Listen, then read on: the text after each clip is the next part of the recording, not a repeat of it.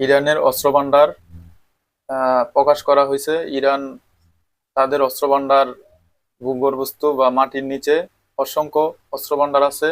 তারা ভিডিওর মাধ্যমে প্রকাশ করছে সারা বিশ্বকে, এবং ইসরায়েলকে তারা দেখাইতে চাইছে বা আমেরিকাকে তারা দেখাইতে চাইছে যে আমরা আমাদের অস্ত্র ভান্ডার আছে।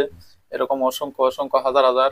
তো আমেরিকার এবং ইসরায়েলের কাছে তারা কোনোদিনই মাথা নত করবো না। তারা মানে শেষ রক্তবিন্দু দিয়া হইলেও তারা আহ ইসরায়েলের প্রতিহত করব, এবং ইরানের যেসব ঘাঁটি মধ্যপ্রাচ্যের মধ্যে, যেরকম সৌদি আরব, ইরাক, তারপরে আরো অনেক দেশে আছে, সিরিয়া, নেভালন, তারপরে আপনার জর্ডান, এই সমস্ত জায়গায় যে আপনার মার্কিন যে ঘাঁটিগুলো আছে ওই ঘাঁটিগুলাতেও তারা হামলা চালাইবো, সবগুলাকে গুড়িয়ে দেওয়া হবে। এবং ইরান মুসলিম রাষ্ট্রের মধ্যে একটি প্রতাপশালী দেশ।